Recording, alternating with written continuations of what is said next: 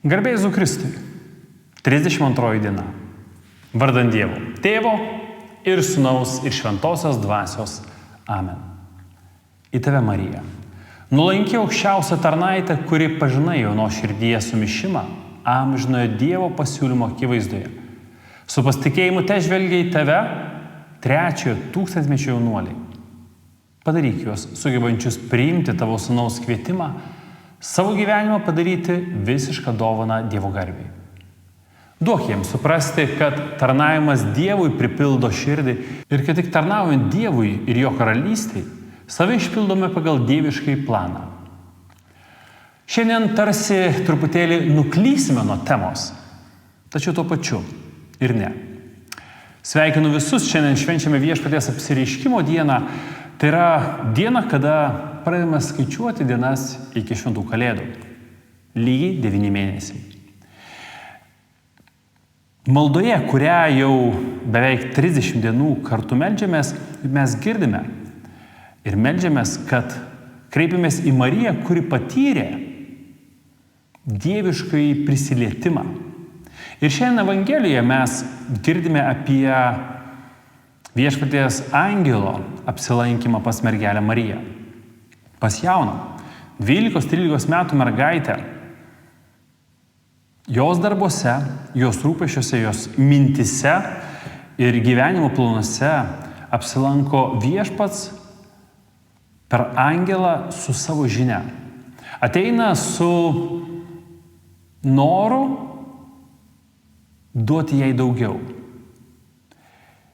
Jei yra preiškiama Viešpaties valia, į ką mergelė Marija atsako, bet kaip tai gali įvykti, aš juk nepažįstu vyro. Ir Viešpaties angelas tarsi pateikė atsakymą. Atsakymą, kuris žmogiškai prasme iš tiesų nieko neįrodo. Žmogiškai prasme į nieką neatsako. Ir kaip bebūtų keista, atsakas į tą atsakymą tampa tebūnie tavo valia. Aš Viešpaties tarnaitė, tebūnie man taip, kaip tu pasakėjai. Mes šiandien apmąstome nuostabų įvykį. Įvykį, kuriame žodis tampa kūnu. Įvykį, kurio pasekoje mes gauname Velykas visai žmonijai, kurioje pasekoje yra atveriamas dangus. Bet tam, kad galėtų įvykti šitas pasakymas, buvo svarbus gyvenimas iki. Gyvenimas, kuris yra paslėptas nuo mūsų. Tai, ką mes žinome apie mergelę Mariją iki tol, kai pasirodo Evangelijoje, mes žinome iš tradicijos, žinome labai nedaug. Bet mūsų tikrasis gyvenimas su Dievu dažnai iš tiesų yra paslėptas. Paslėptas nuo kitų akių. Bet mūsų gyvenimas yra visą laiką pasirengimas arba įgyvendinimas. Pasirengimas Dievo valios priėmimui ir Dievo valios įgyvendinimas. Tam, kad atėjus laiku mes galėtume, panašiai kaip Marija, į Viešpaties kvietimą, nepriklausomai nuo to, kam jis mus pakvies, atsakyti taip, mums reikia gyventi taip, kad mes būtume pasirengę. Mums reikia kurti nuolatinę bendrystę, neirstančią bendrystę su Dievu. Šios dienos slėpinys mums parodo tą žingsnį, tą šuolį, į kurį mes esame visi pašaukti. Parodo tą pasitikėjimą, su kuria veikia žmogus, bet tuo pačiu parodo tą meilę, kurie ateina anksčiau. Mergelė Marija ne tik tuo momentu, kada pasakė taip, buvo ypatinga. Ji buvo ypatinga nuo pat pradžios, nuo pradėjimo momento. Ji buvo apsaugota nuo gimtosios nuodėmės. Ji gyveno pagal Dievą tam, kad galėtų jį priimti. Bet ji buvo laisva, taip kaip kiekvienas iš mūsų.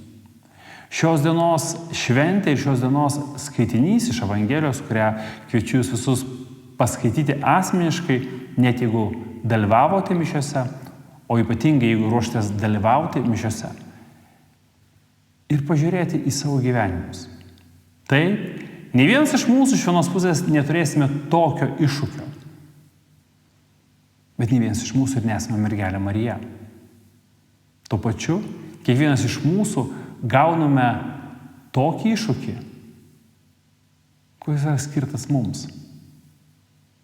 Dievas ateina prie mūsų su savo meile, su savo dovanomis ir malonėmis, šiandien, čia ir dabar.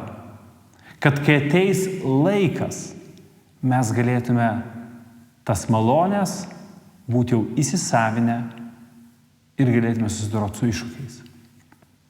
Uždavinys jums ne tik taip padėkoti Dievui už tai, kad žodis tapo kūnu, bet pažiūrėti savo gyvenimą ir paklausti savęs, ar nešvaistau Dievo malonių veltui, ar priimu jas, ar jas įsisavinu, kad atėjus laikui galėčiau tinkamai jas išnaudoti. Būkite palaiminti, būkite sustiprinti. Garbė Dievui, Tėvui ir Sūnui ir Šventai Dvasiai, kaip buvo pradžioje, dabar ir visados, ir per amžius. Amen.